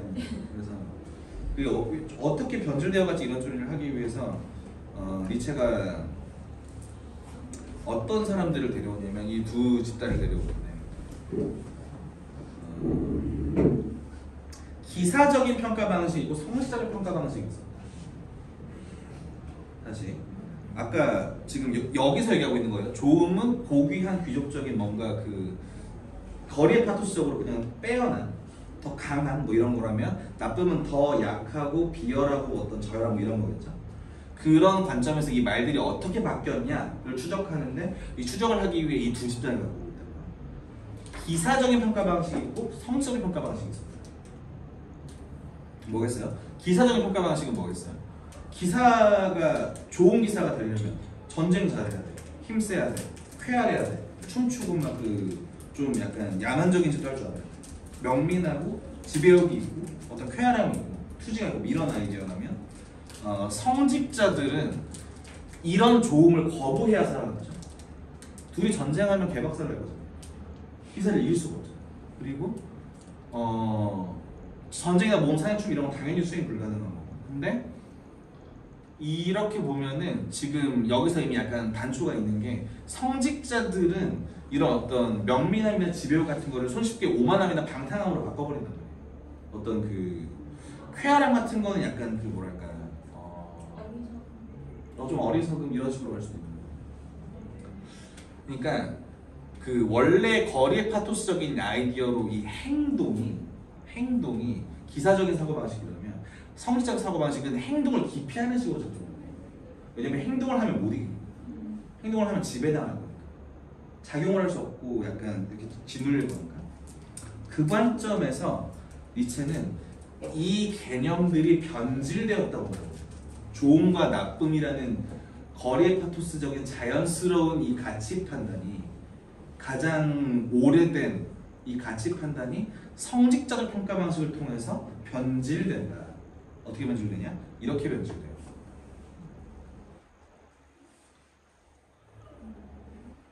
대충 보이시죠? 정확히 말하면 그 고대 로마에서의 가치 체계가 로마에서 이제 기독교 세계로 들어오면서 저렇게 전도가 되는 거죠. 그렇죠. 그러니까 로마 민족 이게 또 요즘 이렇게 이 주제에 말하기 굉장히 민감하지만 그 피지배 민족인 유대 민족의 복수 방식이다라고 말하는데 우린 이걸 뒤에 텍스트로 읽을 거야. 텍스트로 읽을 건데 지금 알아야 되는 핵심은 뭐냐면 원래 작용상으로는 좋음과 나쁨 식의 사고방식이 가능한데 힘으로 못 이기니까 저들에게 반작용을 씌우는 거예요. 저 강한 자들은 탐욕스러운 자들이야. 그 다음에 우리 비록 이렇게 연약하지만 우린 이건 겸손하고 소박한 거야. 같은 식으로 이걸 전도해버리는 거예요. 그러니까 이 앞에 좋음은 거리의 파토스들의 가치를 판단하는 어떤 작용, 그냥 작용인 거잖아요. 좋음과 나쁨이잖아요. 근데 먼저 나쁘다고 생각하지 않는단 말이에요. 좋은 게 먼저 있고 그 다음에 나쁜 게 있는 여기에 못 미치는 이렇게 생각이 간다면 이 성적인 평가 방식은 반작용이에요. 저 강한 게 내가 강하게 될 수 없으니까 저건 탐욕스러운 거야 라는 식으로 강한 게 먼저 있지 않으면 나올 수 없는 사고방식이에요. 이 차이가 이해가 되세요? 그래서 결국엔 뭐냐면 작용을 수동적인 무언가로 바꾸는 어떤 창조성, 이 창조성을 비꾸는 거예요. 창조성이 성직자들에게 있었다. 좋음과 나쁨이 아니라 이미 외부 항을 악이라고 규정 지은 다음에 이 악인의 반대항이 나는 선이냐 라고 믿어버린 어떤 작용이 있었다. 그럼 그게 뭐야? 그러니까 이 사고방식에 따라 이런 표현이 나오는 거예요. 그 비참한 자만이 선한 자예요. 가난하고 무력하면 비참한 자만이 선한 자예요. 고통받고 가난하면 추한 자만이 경건한 자예요. 신의 축복을 받는 자이며 오직 그들에게만 더 없는 행복입니다. 이에 반해 그대 고귀하고 강력한 자들, 그대들은 영원히 사악한 자, 음탕한 자, 탐욕스러운 자, 신을 부정하는 자이고 그대들이야말로 또한 영원히 축복받지 못하는 자, 저주받는 유죄 판결을 받는 자가 될 것이다. 너무 근데 교부 철학에 이런 대구 그 구절을 꽤 있기 때문에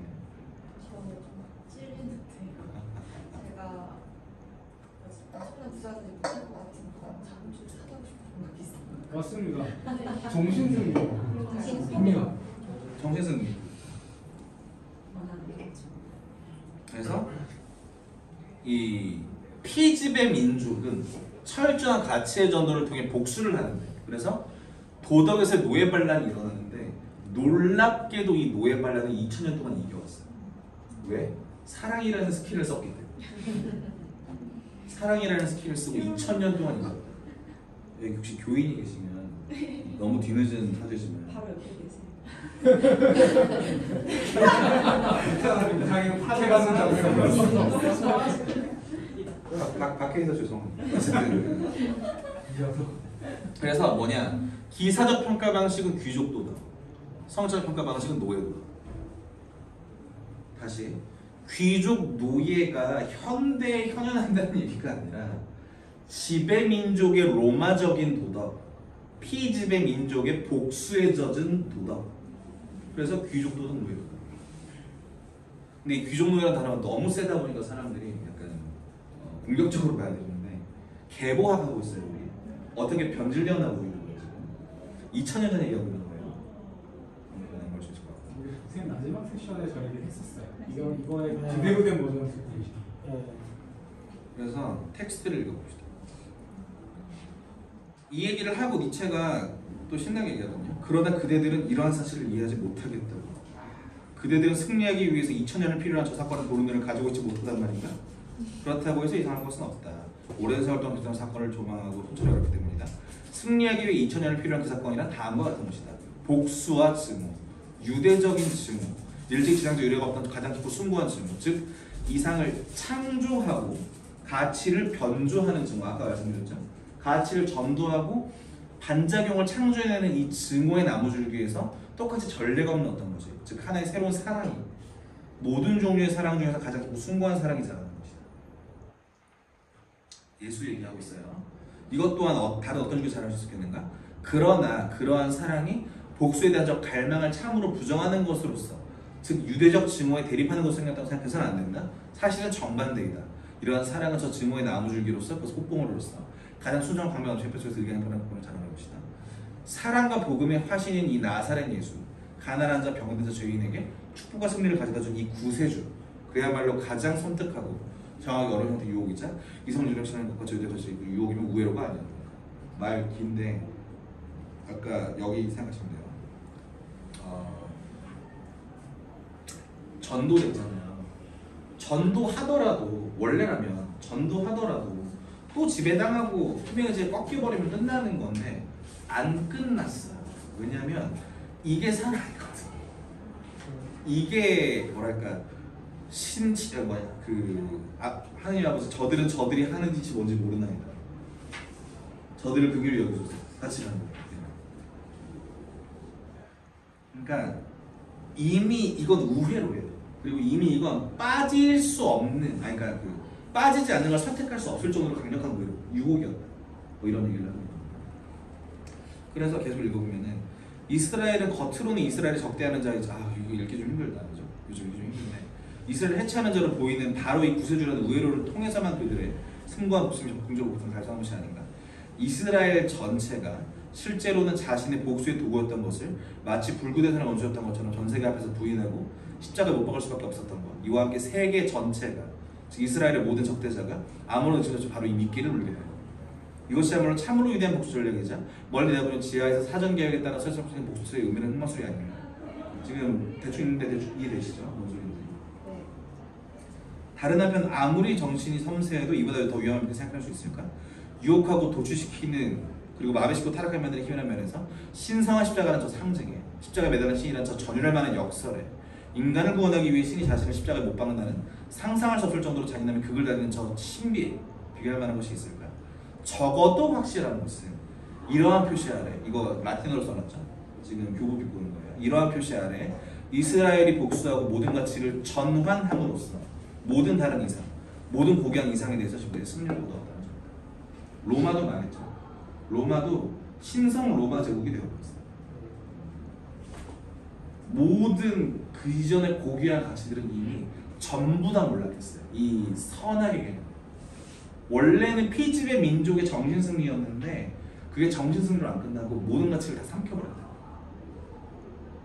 우리가 지금 뭘 발견했어요? 지금 뭐 하고 있어요? 기독교랑 자유정신이랑 토대에 대해서 얘기를 하는데 도덕에 대해 지금 의심을 해보면서 거기다 개보학을 해본 거죠. 좋고 나쁨에 대해 개보학을 해봤더니 뭐가 나왔어? 아, 원래 좋고 나쁨은 있었던 건데 그게 가치가 전도됐는데 그 전도된 가치가 다른 모든 가치들을 잡아먹었네라는 결론이 나왔죠. 1번 얘기가 나왔죠. 그러면은 계속 가는데 지금 이게 뭐냐면은 그 9절이에요. 9절은 뭐냐면 아 좋다 이거야. 아 좋아 알겠어. 지금 이거 다운표에 들어있잖아요. 이 부분은 여기 자유정신이 얘기하는 거예요. 지금 니체가 앞에 8절에서 뭐 얘기했어요? 1번 얘기했죠. 기독교는 그런 무시무시한 기능을 했어 라고 얘기한 거고 지금 9절은 뭐냐면 이 자유정신의 철학을 하는 사람이 반박문을 쓴 거예요. 그러나 당신은 왜 아직도 그런 고견 이상 떠들고 있어? 사실을 직시해라. 민중이 승리했다. 노예가 승리했다. 당신이 원한다면 노예라거나 천매라 불러줬으면 어떻든 간에 그들 민중이 승리한 것이다. 그리고 이러한 승리가 유대인들에게 일어났다고 한들 무슨 상관이 있나? 그들보다 더 큰 사명적 민중 일찍이 없었다. 주인은 제거되고 평민의 도덕이 승리했다. 이러한 승리를 귀족의 피에 독을 섞어서 보는 사람도 있을 것이다. 그 점을 부인하지 않겠다. 그러나 귀족의 피에 독을 섞는 것이 성공했다는 것을 의심할 여지가 없다. 인류의, 즉 영주들로부터의 구원은 극히 순조롭게 진행되었다. 모든 것은 현저히 유대화되거나 그래서 교도화되고 있으며 혹은 천민화되고 있다. 어떤 표현이건 상관없고 지금 반대말 하는 척하면서 뭐 얘기하고 있냐면 기독교란 지금 시대의 어떤 고전적인 가치랑 반하는 모든 아이디어를 유비시키고 있어요. 물 흐르듯 자연스럽게 유비시키고 있는데 설득력이 좀 있죠. 그리고 심지어 뭐라 말하고 있냐면 교회는 저 독의 침투를 촉진하기보다 오히려 방해하고 저지하는 거예요. 이 말이 뭐냐면 교회 원래 그 기독교가 하고 있었잖아요. 지금 이 시대의 교회는 그 기독교적인 아이디어를 퍼뜨리기보다 방해하고 있는 거 아니야? 뭐 이런 얘기를 하고 있는 거예요.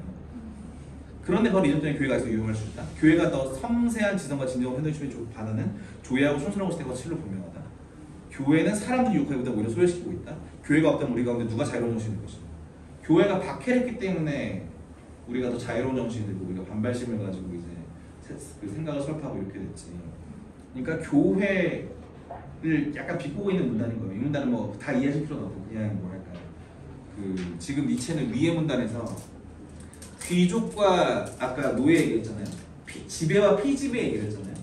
피지배 계급이 이겼어요. 19세기는 어떤 시대였냐면 귀족이 몰락한 시대였단 말이에요. 귀족이 몰락하고 모든 어떤 가치들은 모든 사람에게 전파 가능한 뭐예요? 계몽주의죠. 모든 고전적인 가치는 필요 없고 없어도 되는 무언가가 되어버렸고 더 나은 상태, 인간들, 노예들을 구원해서 더 나은 상태로 가고자 하는 아이디어가 있었던 시대인 거예요. 그 시대의 아이디어가 순조롭게 진행되었고 교회는 심지어 그거 방해하고 있어 라고 얘기합니다. 좀 빠른데 이해되시죠? 그럼 그 뒤에 이제 여기가 거의 마지막이거든요. 니체가 이게 12절인데 원래 이 1도문은 16절 근처까지 있는데 12절에서 자기가 하고 싶은 말 다 하고 있어요. 그러니까 결국에는 아까 제가 방금 말씀드렸다시피 19세기에 이미 고전적인 가치는 몰락되었고 모든 게 천민화되고 있는 그 시대에서 니체가 뭐라 말하고 있냐면 여기서 나는 탄식을 금할 수 없지만 최후의 희망을 말하지 않을 수 없다. 내가 정말로 참을 수 없는 것은 무엇인가? 내가 홀로 처리하지 못하는 것. 나를 질식시키고 쇠진시키는 것은 무엇인가? 그것은 나쁜 공기다. 나쁜 공기란 말이다. 삶에 실패한 어떤 것이 나에게 가까이 다가오고 있다는 것. 내가 삶에 실패한 영혼의 내장사는 것을 맡아야만 한다는 것이다. 이미 모든 자기를 둘러싼 모든 시대가 천민화되고 있다는 거죠. 이미 이 자기를 둘러싼 모든 것들이 고전적인 의미의 좋음과 나쁨으로 생각하지 않고 선하게 사로잡혀서 천민화되고 있다. 그러나 때때로 선하게 접해도 자유로운 여신이 있다면 내가 한 번만이라도 볼 수 있게 해달라. 아직도 우리를 두렵게 만드는 어떤 점을 가진 완전한 것, 최고로 성취된 것, 행복한 것, 강력한 것, 의기양양한 것을 보게 해달라. 인간을 정당하고 인간을 보완하고 구원하는 행복한 인간을 보게 해달라. 그러한 인간 때문에 우리는 인간에 대한 믿음을 가질 수 있는 것이다. 우리가 그러한 인간을 보고 싶어하는 것은 유럽인의 왜소와 편견하는 우리가 겪을 수 있는 최대 위험을 숨기고 있기 때문이다. 유럽인의 이러한 모습은 우리를 필요하게 만든다. 우리는 오늘날 더 위대해지려는 아무것도 보지 못한다. 모든 것이 갈수록 아래를 향해 내려가고 있다는 사실을, 즉 더 천박하게 되고 더 선량하게 되며 더 영리하게 되고 사람들에게 더 편한 존재가 되며 더 범용하게 되고 하찮은 것이 되며 더 중국인처럼 되고 더 그리스도교로 되고 있다는 사실을 감지하고 있다.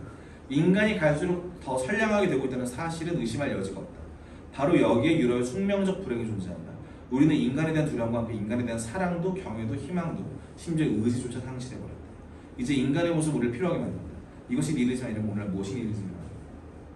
너네 나더러 니힐리즘이다. 계몽주의가 니힐리즘이야. 고전적 가치를 다 이렇게 평균화시키고 천민화시키고 전도된 가치를 이렇게 전파하는 너희야말로 니힐리즘. 니힐리즘이 뭔가요? 허무주의 라고 얘기하고 있는 거예요. 준비하기 거의 끝났거든요. 진짜 믿지 않아. 사람들이요. 그 당대도 그렇고 지금도 그렇게 말하는 사람들. 쇼펜하우어. 쇼펜하우어도 허무주의 범주에 들어간 경우가 많죠. 쇼펜하우어는 이제 거기서 하나 더 나가서 염세까지 되잖아요. 저는 니체가 저는 허무주의라고 안 하고 싶어요. 니체는 긍정하는 철학을 하지. 그러니까 니체가 볼 때는 다 부정. 저 천민화가 허무주의에 더 가깝다. 인간을 못 믿게 만들지 않느냐. 철학을 부정한다는 것 자체가 그럴 수 있어. 그래서 뭐 하고 있었어요 우리?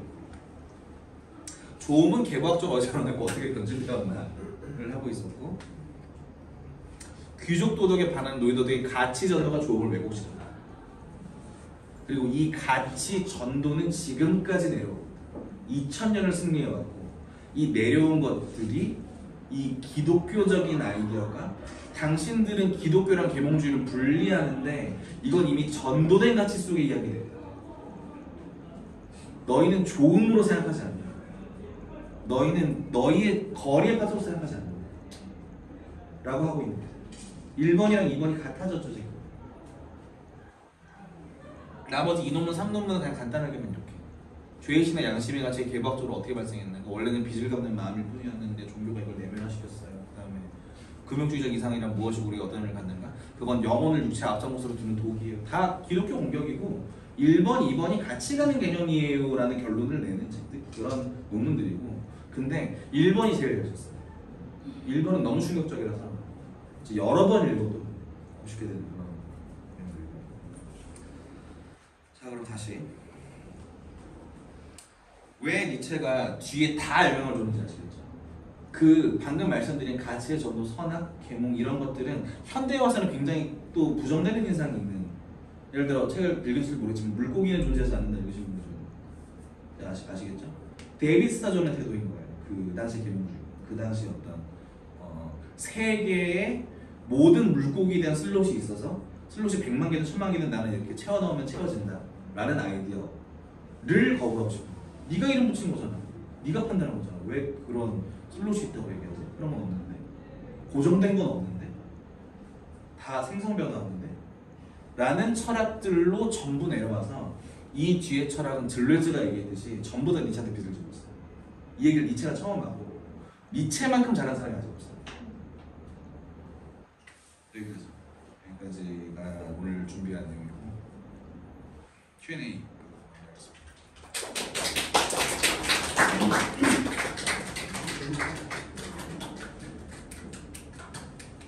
아까 동의 안 되시는 거 모르시죠? 동의가 안 되는 것이 당연한 것이었기 때문에. 네? 말씀하시는 거죠? 허무주의가 아니 지체가 그렇게 보인다는 네, 거에서 허무주의로 보인다는 것이 당연하지 않다는 얘기를 하신 거기 때문에 이 아, 강의를 그렇죠. 진행하신 거죠. 근데 저는 항상 저 머리에 포토스가 니체한테 너무 약간 그 데우스 엑스 마키나 같은 존재인 것 같은 생각이 들거든요. 그래서 너무 열받아요. 왜냐면 자기가 절대적인 건 없고 그래서 선악도 없고 같은 판단을 부정하는 사람이잖아요. 근데 사실 좋은가 나쁨이랑 가치 판단을 너무 하고 있고 선악은 아니고 좋은가 나쁨이랑 가치 판단을 하고 있고 그거는 그냥 우리한테 느낌적인 느낌으로 주어져 있는 거다라고 얘기를 하니까 그 개념 때문에 반박을 못하게 만들어버리잖아요 사실은. 그게 너무 열받는 거예요. 그 독단자라고 이렇게 욕하면서 되게 그리스 로마적인 것을 회정하는 모습을 볼 때 이것 또한 독단자적인 태도는 아닐까 하는 생각도 좀 자주 들거든요. 그래서 약간 비슷한 면이 있는 것 같아요. 맞아요. 사실은 그냥 기독교적인 그것도 이게 항상 나오는 얘기지만 그냥 힘의 의지일 뿐이고 그거에 있어서 우리가 말도 알고 할 수 있냐 없냐 이 얘기를 한번 결국에 다 생각하는데 그거는 바레바토스 이걸로 귀결이 되는 거기 때문에 저는 그거는 항상 좀 마음에 와닿지가 않아요. 살짝 도망가면서 제가 두 마디를 하면은 하나는 뭐냐면 거래 파토스라는 개념 자체가 너무 21세기 취향에 안 맞는 소리예요.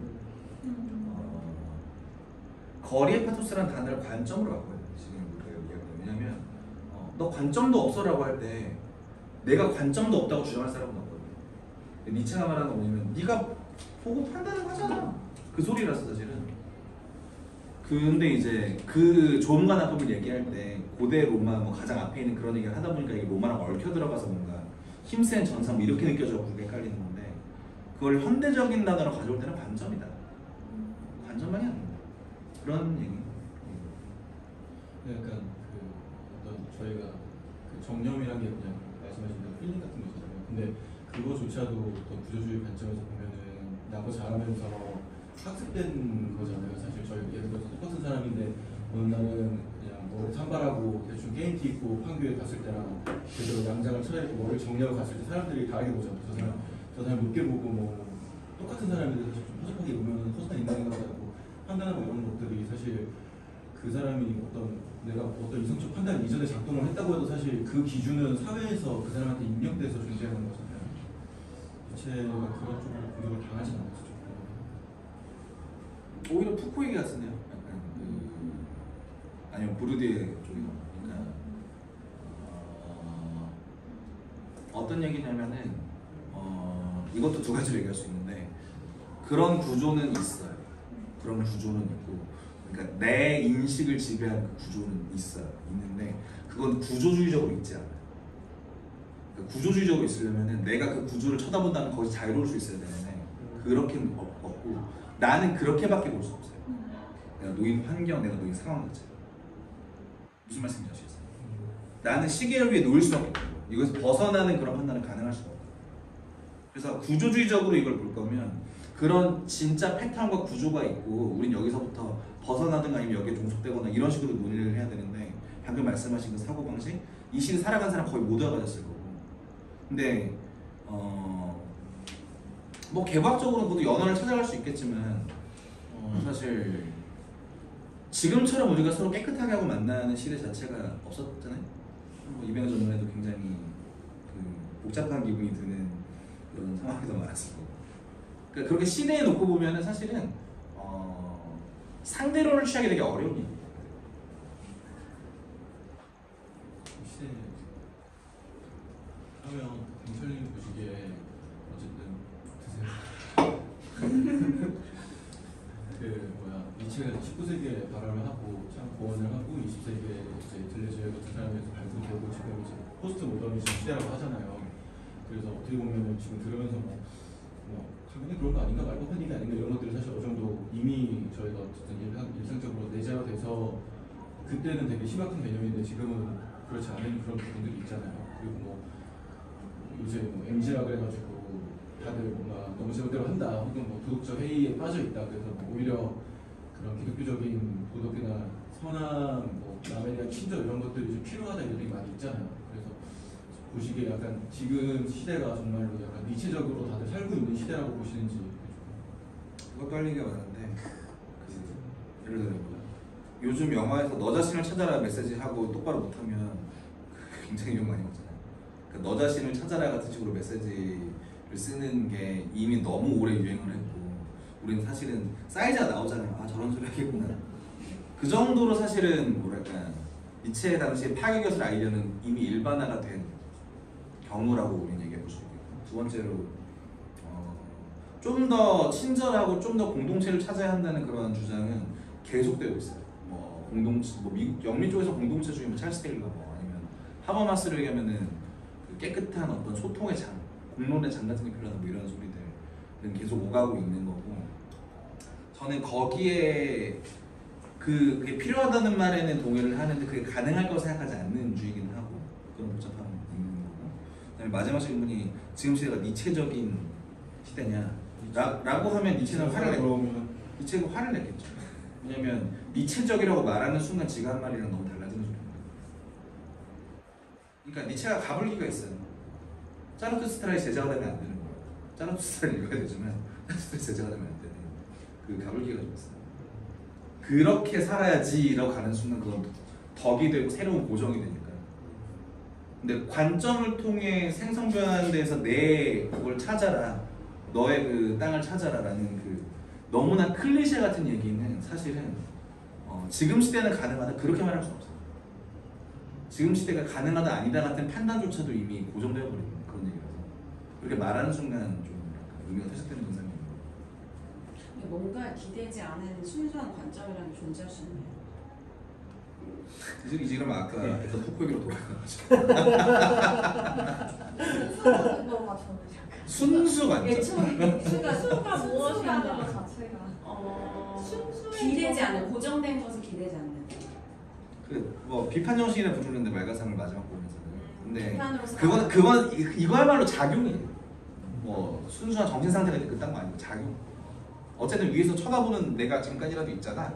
정오의 시간을 경험하는 내가 있잖아. 이런 얘기라서 순수한 상태. 오히려 의심하고 비판하는 정신에 가깝다. 아 그렇죠. 근데 그렇게 하면 오히려 아까 그 기사의 도덕이랑 상식자의 도덕이 다른 것처럼 내가 어느 위치에 서 있냐에 따라서 무조건 일단은 거기에 묻고 가는 것 같아요. 그러니까 내가 기사도 아니고 상식자도 아니라고 말할 수가 없어. 왜냐면 어딘가 하나는 반드시 속하기 때문에 그 순간에 기준이 생겨버려. 기사면은 강한 것을 기준으로 선악이 있고 이 선악을 발명한 게 제 기사잖아요. 그러니까 이거에 따르면 선악을 발명한 기사고 그 강한 애들이 뭔가의 이득을 얻었을 때 아 이거는 좋은 거구나. 그래서 좋은 걸 정의하는 애들이 먼저 있었고 나중에 그 선악 개념을 빼앗기는 애들, 그러니까 성직자나 이런 애들이 그걸 역전시켜가지고 아 사실은 선악은 그게 아니라 좋은 게 아니라 얘네들이 악한 거였어 라고 역전해가지고 그러니까 밑에 있는 애들도 이용하잖아요. 선악이라는 개념.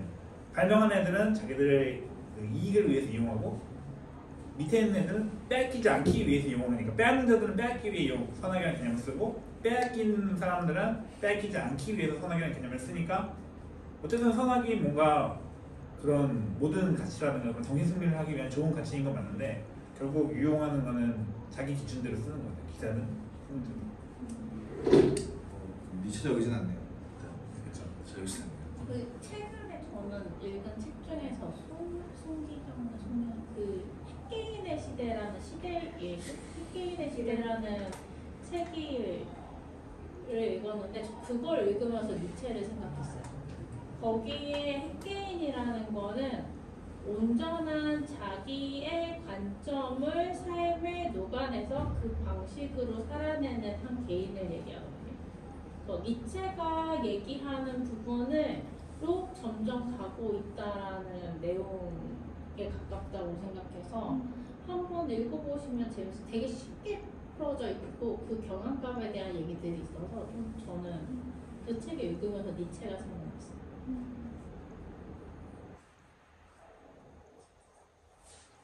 일단 요즘 할까요? 네. 이렇게 해서 한번 정리해 보겠습니다. 이상한 질문이 하나. 아, 네네.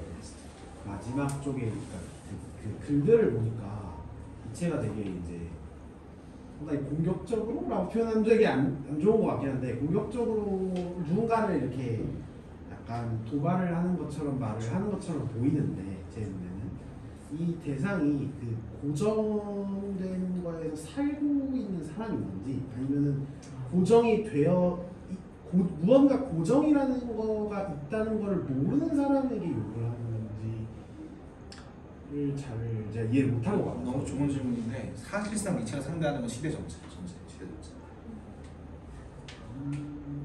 고정된 사람들. 그러니까 다시 얘기하면은 지금 니체는 온 세상의 나를 억가해. 온 세상의 나를 억가해. 사람들이 당연히 신 죽었고 당연히 이거 두 개 같은 건데 사람들이 아무도 이해를 못해. 그러니까 기독교 형식을 흉내내서 자유정신을 능욕하다 약간 이런 식으로 글 쓰는데 이건 농담 반인데 트위터가 있었다면 아마 소나기 저편에 나오지 못했을 건데 둘 다 있어요. 둘 다 고정된 시대를 공격하면서 고정되었음을 모르는 자들 자유정신까지도 공격하고 싶어요. 다 싫은 거야. 한 번씩 맞는 것 같기도 하고. 근데 니체 자체가 어쨌든 자기가 개몽하고 싶다는 그 욕망이 항상 느껴져요. 모든 그래요. 자기가 개몽을 하고 싶다. 자기가 누군가를 개몽시키고 싶다는 그거에 대한 의지가 저는 사실 매번 느껴져서 개몽주의자들을 욕하면서 본인이 개몽시키고 싶다는 내가 로봇은 나대와 불륜이고. 그래요. 근데 적어도 이제 그거에 대해서 자기를 따르라고 얘기를 하진 않으니까. 자기를 따르면 그것조차도 그것조차도 거부하니까. 약간 계몽이라는 단어를 좋은 표현을 쓰셨는데 선악의 저편에 이런 구절이 있거든요. 제가 정확히 내용까지 줄줄이 읽지 못하지만 당신들 내 말 싫어서 막 반박하고 싶고 근질거리지 오히려 좋아 이렇게 그것도 희망이잖아요. 그러니까 궤도식으로 말하면 모든 것은 과학이다. 니체식으로 모든 것은 희망이다. 반박하고 싶고 오케이 해봐 뭐 이런 식이에요. 주황색 저게 출입이죠. 주황색이 이제 인간이고 저 노란색으로 제가 칠해놓은 게 모랄이죠. 그래서 맨 vs 모랄인 거죠. 이걸 설명을 못해요.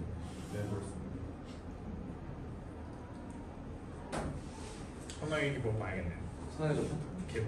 그러니까 도덕이 도덕이 재밌겠다. 도덕이 재밌어요. 도덕의 진짜 재밌어요. 도덕의 보고 니체책 중에 그나마 제일 쉬워. 아 진짜? 그나마 제일 쉬워. 진짜 읽어보는데 생각보다 쉬워가지고. 니체가 저 칸트에 오신 분도 계시니까 그냥 말씀드리면 칸트는 안 읽히거든요. 구조도 4중 5중 막 이래서 막 되게 스트레스 받는데 니체는 그나마 그 당시 철학자 치고는 굉장히 쉽게 썼어요. 그래서 약간 말 엉키고 두 번 겹쳐 있는 것 같긴 하지만 조금 보시다 보면 그래도 풀리는 게 되게 많아요. 박성국 교수님 책에 주석이 굉장히 잘 돼 있어서 보시면 하여튼 진짜 여기까지.